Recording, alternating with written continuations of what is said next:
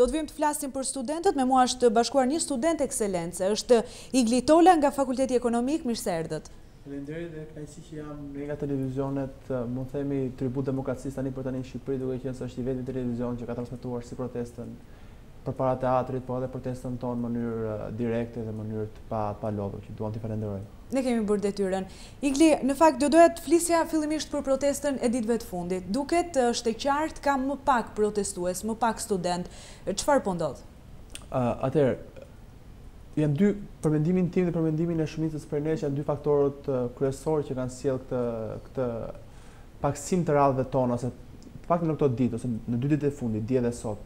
E para është lodhja e studentëve, pasi duhet të themi që jemi në ditën e sot është dita 11 e protestës son, dhe studentët janë realisht të lodhur, jo të lodhur fizikisht, por të lodhur nga ana psikologjike, duke qenë se i kanë drejtuar kryeministit një të thirrje ka gati 11 ditë dhe ai vijon ta injoroj ose ta shmangi këtë kërkesën tonë duke kërkuar dialog. Pra është një lodhje fizike, por më shumë është një lodhje psikologjike dhe duket sikur në një farë mënyrë duan të na dëshpërojnë dhe ta thonë që nëse nuk vini, ta nënshtrojnë, të bini dialog me ne, ju nuk do të merrni kërkesat ose nuk do të plotësojnë kërkesat tuaja. Ju, më falë që të ndërpres, ishit të përgatitur për zgjatjen e kësaj proteste në ditën e 11?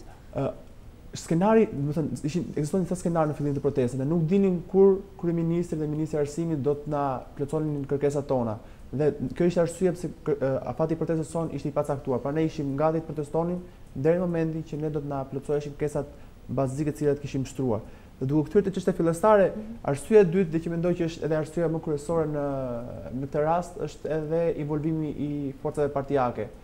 Involvimi i forcave partijake përmes forumeve të tyre, por edhe makinacioneve dhe metodave të ndryshme që ata përdorin për të ndërhyrë në radhët tona për të bërë atë përçarje midis nesh, që shpeshherë kanë dështuar deri dje.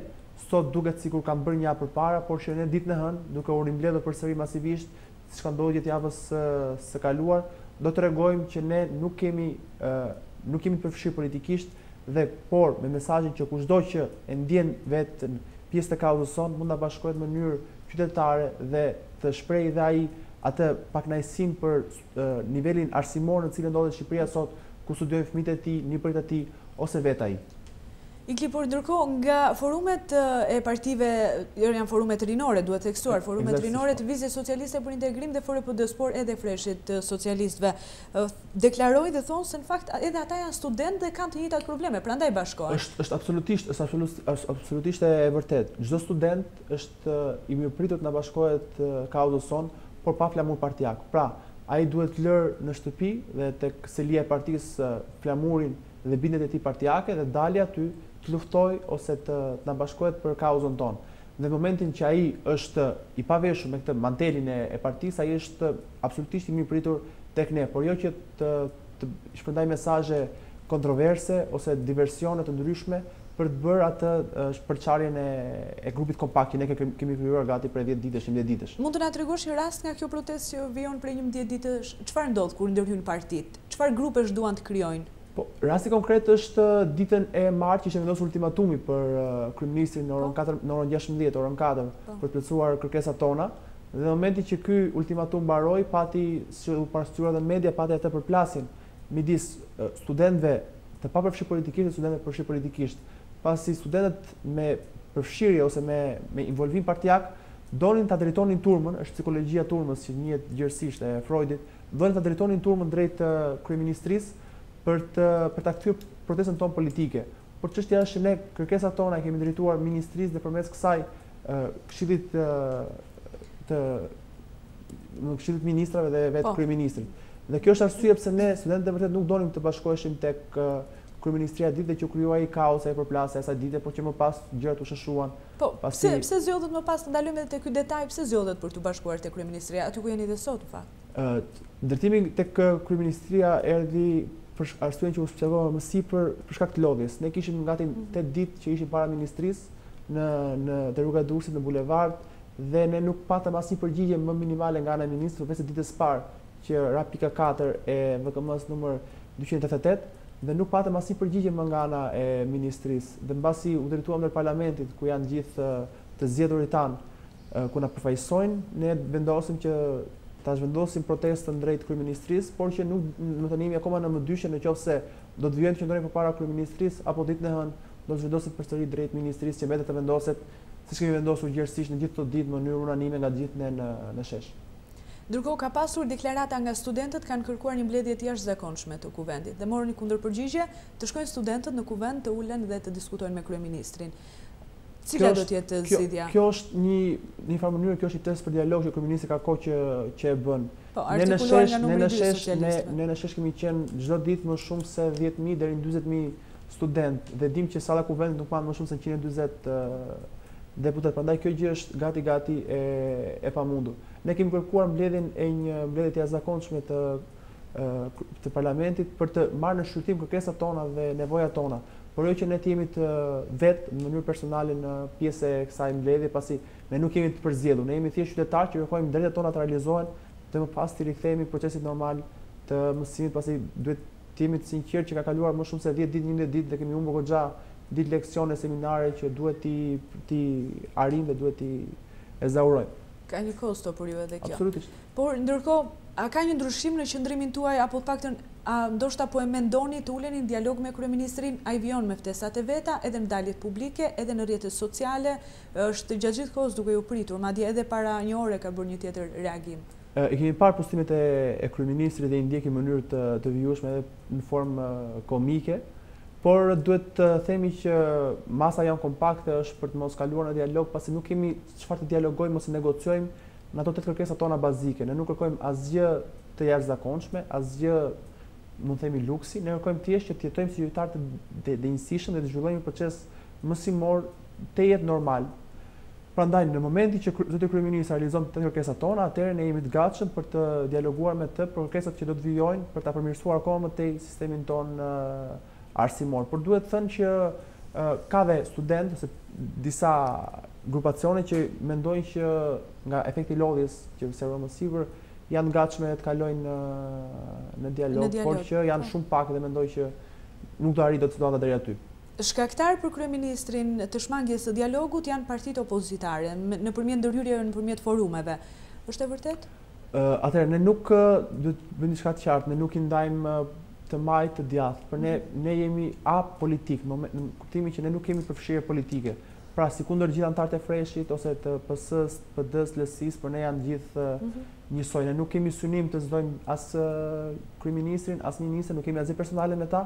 Ne thjesht duam që të na plotësojnë kërkesat tona. Prandaj ne nuk mund të themi që shkaktar për këtë mos dialogimin ton është bërë opozita, por është bërë kasta politike që ka gati 20 më shumë se 2 dekada, më shumë se 27 vite, 28 vite që qarkullon për një elit politike në Shqipëri, që na ka bërë të jemi mos besues ndaj tyre dhe të mos kalojmë në dialog me ta se do bëhet një monolog siç kemi parë shpesh shembull.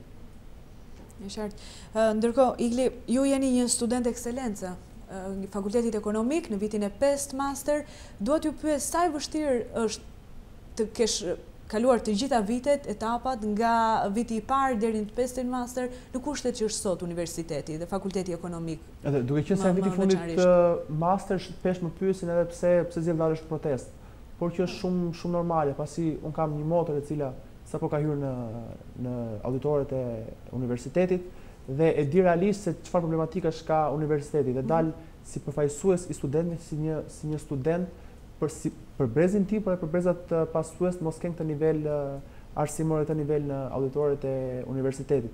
Është e vështirë, ka shumë problematika të cilat shpesh e kemi munduar t'i zgjidhim përmes dekanit ose rektorit, por shpesh nuk kemi marrë përgjigje.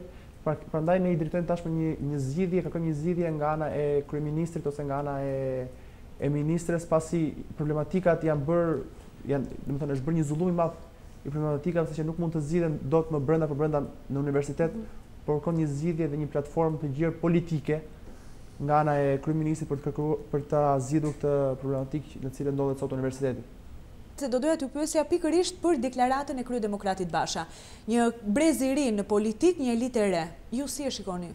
Atëherë, kjo është një deklaratë, më themi të jetë frymëzuese, por sa konkrete dhe sa e vërtetë është. Pasi duhet parë se sa mundësi, se sa hapësirë lë kjo kasta e vjetër që ka gati 27 vite, 28 vite që qarkullon në politikën shqiptare, thjesht duke ricikluar njëra tjetrën, por duke mos sjellë si produkt tjetër, sa hapësirë le kjo kaste vjetër për studentët ose për intelektualet e rinj për të angazhuar në mënyrë direkte për të bërë duke përfshirë dhe duke marrë dhe role drejtuese në politikë dhe në jetën shoqërore të vendit.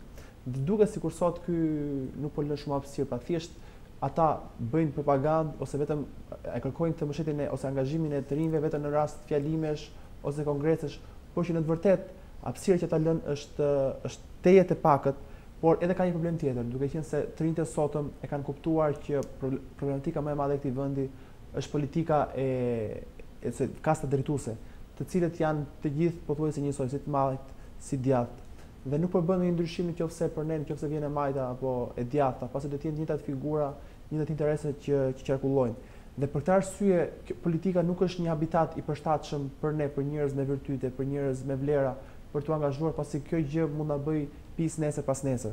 Dhe kjo është arsyeja pse të rinjt nuk përfshihen në mënyrë direkte në politikë. Ne nuk duam që dikush na fali diçka politik. Duam të angazhojmë, por jo në këtë mënyrë. Duhet ju bëj një pyetje konkrete. Teksa Kryedemokrati thotë një brez i ri politik do të hapë mundësi dhe strukturat për të rinjt. Nëse do të jepi mundësia, do t'i bashkohesh e Partisë Demokratike apo Lëvizjes Socialiste për Integrim? Atëherë, kjo është zgjidhje personale. Të bëj këtë pyetje sepse kemi dëgjuar nga studentët, teksa bëjnë thirrje në shesh, jo parti politike, jo politik. Atëherë kjo është një tezë jona e cila qëndron nga fillimi dhe qëndron aktualisht. Angazhimi politik i gjithë secilit është zgjedhje personale. Unë për vete nuk kam vendosur akoma që të angazhohem politikisht, pasi mund ta shoh këtë gjë në moment të dytë mbas një karriere të caktuar në fushën që kam zgjedhur të studioj dhe më pas mundet. Por në këtë moment mendoj që duhet në një farë mënyrë të shoshitet politika jonë dhe me vërtet në pat të dalin vlerat e vërteta që këto vlera më pas të bëhen shembull edhe për ne të rinj që duam të bashkohemi politikës, jo për përfitor prej politikës, por për të dhënë atë kontributin ton që shoqëria shqiptare, por qoftë edhe ekonomia shqiptare të ecë përpara. Nga lëvizja studentore, mund të dalë një forcë e re politike dhe a do t'i bashkoheshit? Atëherë, këto janë tezat të cilat qarkullojnë, por që për mendimin tim nuk qëndrojnë, ne nuk kemi asnjë interes politik. Tezat tona janë politike, kërkesat tona janë politike, por nuk kemi asnjë interes politik. Pasi nëse do donin ta bënim këtë realisht, ne mund ta bënim. Ishim gati 40.000 studentë për shembull ditën e martë në shesh dhe nëse do hidhej një tezë e tillë, ne mund të gjenim përkrahje. Por kjo nuk është dëshira jonë. Ne momentalisht duam që t'i japim një shembull jo vetëm studentëve, por gjithë shoqërisë shqiptare që të revoltohen dhe të ngrihen problematikat që ato hasin. Ne me të vërtet nuk do të mundemi realisht nga gjithë kjo protestë të shkundim Shqipërinë. Por ne do të mjaftohemi që auditorët tona i kemi tronditur dhe u kemi dhënë një shembull se si ato duhet të jenë realisht që nesër kur ne të rifillojmë procesin akademik, procesin mësimor. Prandaj mendoj që një lëvizje politike nuk është konkrete dhe nuk gjen hapësirë në momentin aktual, por që në një moment të dytë, nëse ne nuk arrim dot që në vijimësit mos marrim impulse pozitive nga politika aktuale, do jetë nevojshme absolutisht një lëvizje tjetër politike, duke qenë se shumica e shqiptarëve sot përbëhen të pashën ngrit, të cilët nuk e gjejnë veten më dot as majtas, as djathtas, me asnjë forcë partijake, pasi politika i ka zhgënjur gjatë gjithë këtyre viteve. Është ky edhe rasti i studentëve të zhgënjur nga të gjitha vitet, nga të gjitha forcat? Absolutisht, kjo është arsye pse ne themi jo politik, pasi ne jemi zhgënjur nga gjithë forcat politike që kanë tentuar Shqipërinë gjithë këto vite. Ne nuk kemi parë ose nuk kemi marrë një shenjë pozitive nga këto forca politike që kanë realisht dëshirën dhe vullnetin për të bërë diçka për ne, thjesht interesa dhe kulisa politike dhe shumë pak raste kanë arritur të nxjerrë një produkt final të vlefshëm për qytetarët shqiptar. Të rikthehemi tek problematikat aktuale tek fakulteti juaj, tek fakulteti ekonomik. Në fakt ka dhe një organizim, sa duket nga disa nga profesorët e fakultetit ekonomik, unë kam pasur mundësinë të intervistoj në studio, kanë filluar të bëjnë organizime për të ngritur një grup përfaqësimi për studentët. Në fakultetin ekonomik, përpara se të niste kjo protestë, studentët ishin të përfaqësuar, a shkonte zëri i tyre për problematikat deri tek rektori dhe dekani? Atëherë, mënyra hierarkike se si funksionon një universitet është e ditur që është senati akademik, në cilën ka disa studentë pjesëmarrës, të cilët përcjellin ankesat e studentëve në senat, që në pas të marrë një zgjidhje përmes senatit dhe rektorit, por që duket se edhe kjo si mënyrë ose si instrument nuk ka funksionuar dhe më shumë të problematikat janë përcjellë në mënyrë direkte, në mënyrë personale pranë eprorëve ose drejtuesve të universitetit, dekanëve, kancelarëve, dhe ndërkohë që kjo hierarkia, ky kanali zyrtar nuk ka funksionuar aq sa duhet, dhe kjo është arsye pse ka rritur në këtë masë revolte. Problematikat e fakultetit ekonomik, por gjithë Universitetit të Tiranës, të cilat ne i ndeshim për ditë janë të shumta. Mos flasim për pjesën e infrastrukturës, e cila është e amortizuar, që ka më shumë se gati 10-15 vjet që nuk është ndërhyrë në mënyrë direkte për ta përmirësuar atë. Mos flasim për mungesën e laboratorëve, mos flasim për mungesën e auditorëve ku mësimi zhvillohet me 2 turne dhe turni mbasdites përfundon mësimin në orën 8:30. Sidomos gjatë dimrit kjo është një torturë e jashtëzakonshme, pse të marrësh mësimin 8:30 është gati shumica studentëve janë gati edhe duke fjetur në auditor. Mos flasim për kushtet në konvite të cilat edhe vetë kryeministri pranoi që janë mizerabël. Por gjitha këto gjëra janë gjëra bazike. Ajo që na shqetëson realisht është procesi mësimor dhe procesi akademik. Kemi shumë pak tekste të mirëfillta, pasi shumica e tyre dihet që janë Google Translate ose plagjatura. Kemi profesorë të cilët ne nuk dim sa profesorë janë vërtet pasi ka shumë plagjaturë.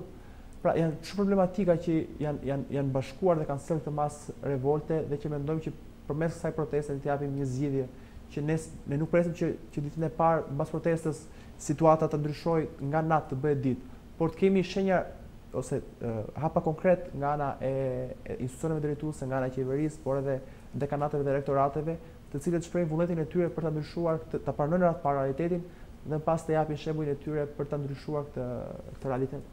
Fakulteti ekonomik njihet në fakt për preferencat e larta që ka nga studentët për të shkuar drejt këtij fakulteti. Ai përgjigjet tregut punës fakulteti ekonomik, pra studentët ju jeni në vitin e 5, vitin tjetër do duhet ballafaqohen me tregun e punës. Mendoni se do të shkoni drejt një pune të ardhshme me këtë fakultet? Atëherë, për të qenë sinqert, fakulteti ekonomik është në fakultetet të cilët ka ruajtur një nivel të saktuar si nga ana e prestigjit, por edhe nga ana e mënyrës organizimit dhe mësimdhënies. Pra kemi raste të fakulteteve të tjera të cilët ka deg në Shqipëri që të cilët nuk kanë treg pune për to. Pra ti mbaron një fakultet për të cilët tregu i punës nuk ekziston, pasi dinë që tregu i punës evolon dita ditës. Pra ka shumë persona sot që mbarojnë universitetin dhe nuk ka një vend pune eksakt për këto profesione dhe mundojnë pas të përshtaten dhe të ndryshojnë, të kanalizohen në një sektor tjetër, që nuk është normale. Qoftë edhe në master. Por ndërkohë që fakulteti ekonomik, për të qenë sinqert, ka ruajtur një nivel të saktuar për sa i përket anës së përgatitjes së studentëve, por që duhet jemi të sinqert që ky zgjerimi i kuotave, një pjesë e teksteve ose një pjesë e lëndëve janë tejet edhe jashtë realitetit edhe kontekstit ton, kanë bërë që të ketë një nivel të lartë të pakënaqësie dhe një pjesë e studentëve më mos ta preferojnë më aq shumë, por mbetet fakulteti më i preferuar duke parë nga niveli mesatar se studentëve që zgjedhin fakultetin ekonomik mbas përfundimit të maturës shtetërore. Dhe janë pikërisht ky nivel i lartë i studentëve dhe ky nivel përgatitje i studentëve, të cilët bën që edhe pedagogët tek ne të jenë disi më të përgatitur se në fakultetet e tjera. E qartë. Ndërkohë, unë do doja të pyesja gjithashtu edhe për ju, besoj nuk jetoni në konviktet e qytetit të studentit, jo? Jo.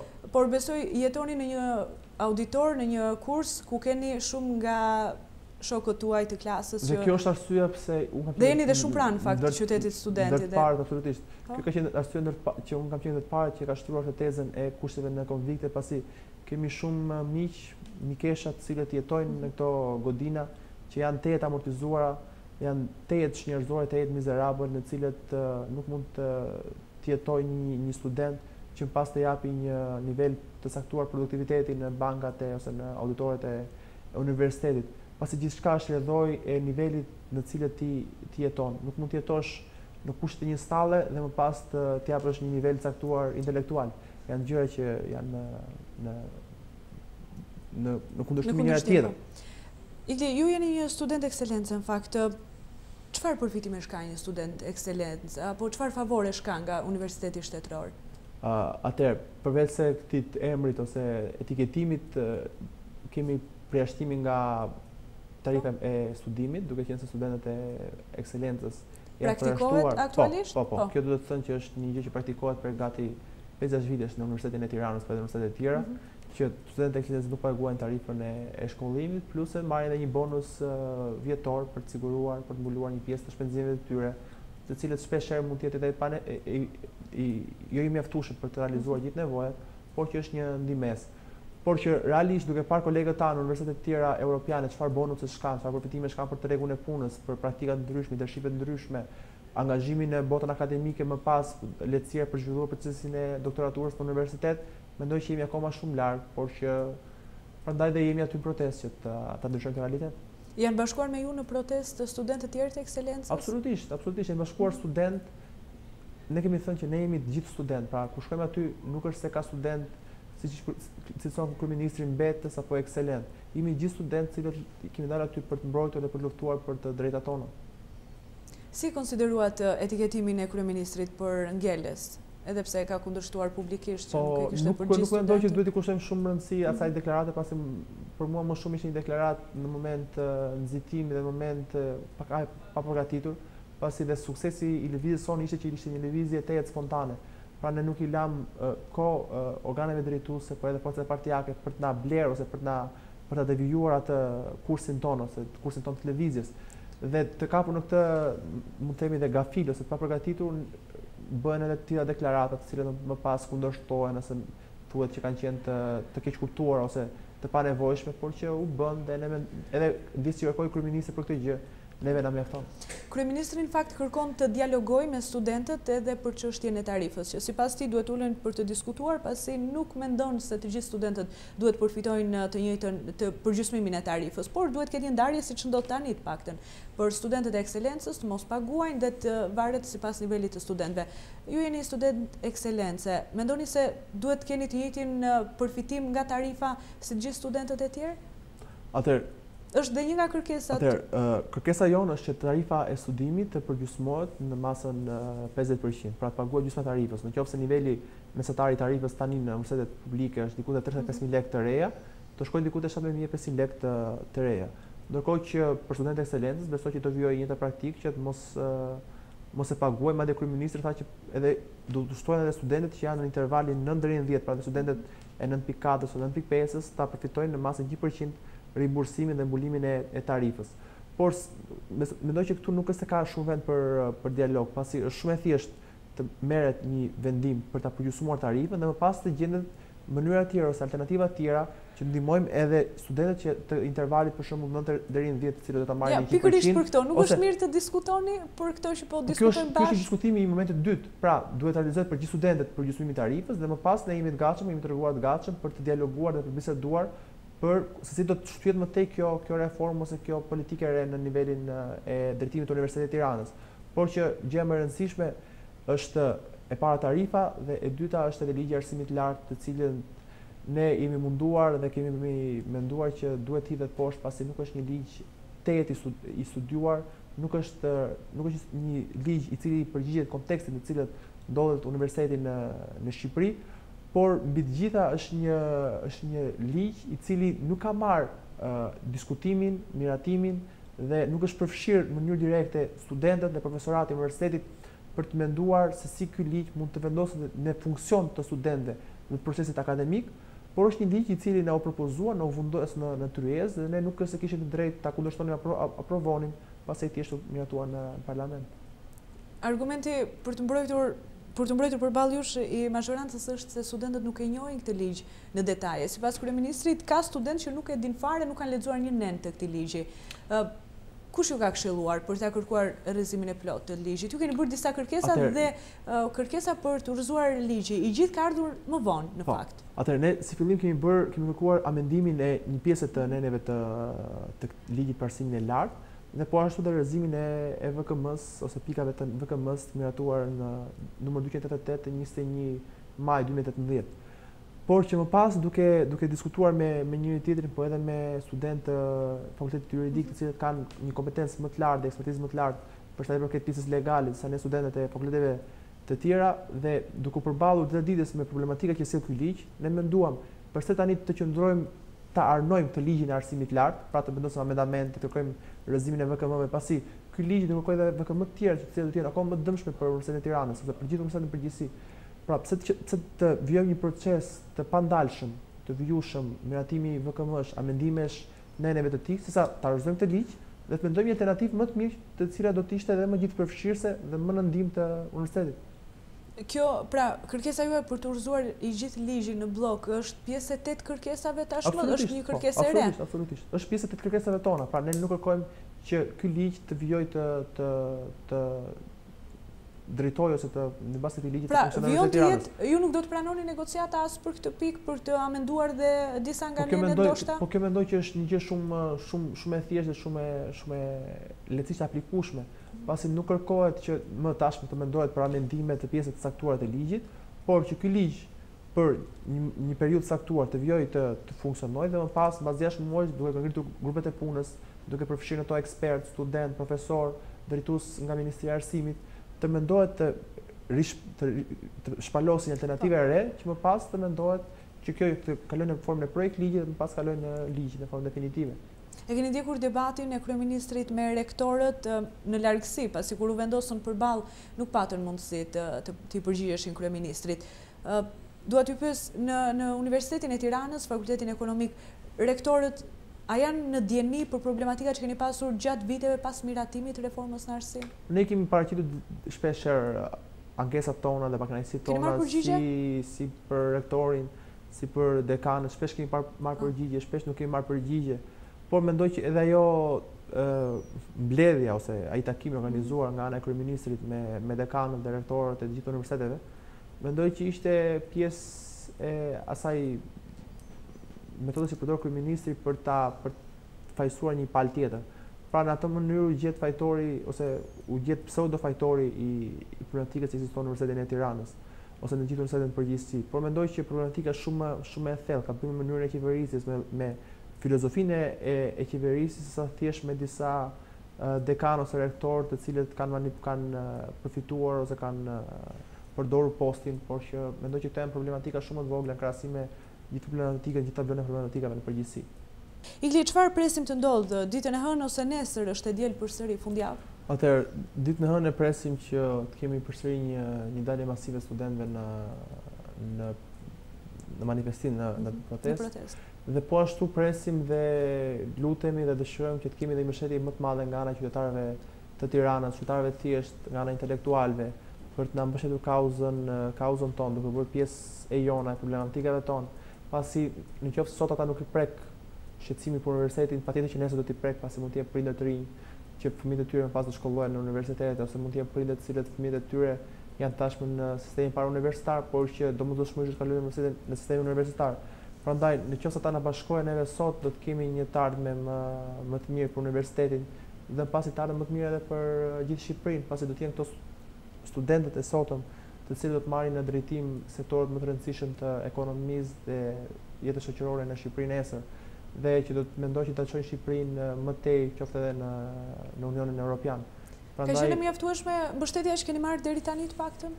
Atëherë ne së pari do të falenderojmë gjithë qytetarët, gjithë intelektualët që gjithën kohë përpos angazhimeve dhe problematikave të cilat ata kanë të përditshme, pasi dimë që problematikat janë pafunda në këtë vend, gjithën kohë dhe një pjesë të kohës tyre na dedikuan ne erdhën na mbështetën kauzën tonë. Por që ne kërkojmë akoma një mbështetje më të madhe, pasi në mënyrë të tillë ne do të arrijmë ta çojmë përpara kauzën tonë dhe kërkojmë të gjejmë një zgjidhje më pas për shqetësimet tona. A do të vijojë në të njëjtin ritëm kjo protestë, do të marshoni, do të mblidheni te kryeministria apo do të ketë një ultimatum të ri dhe një afat të ri për kryeministrin? Këto janë vendime që duhen marrë në mënyrë unanime nga gjithë ne në shesh aty para të gjithëve. Po besoj e keni një pritshmëri. Por që mendoj që ne do të vijojmë në këtë mënyrë, pa mënyra jonë e funksionimit, mënyra jonë e drejtimit, e organizimit do të jetë po e njëjta, pasi mendoj që ka qenë deri diku e suksesshme dhe ka sjellë frutet e saj. Pra ne mendojmë që të vijojmë po në këtë mënyrë, sepse në këtë mënyrë do të arrijmë në fund fare të finalizojmë kërkesat tona dhe kemi një produkt nga gjithë kjo sakrificë që po bëjmë.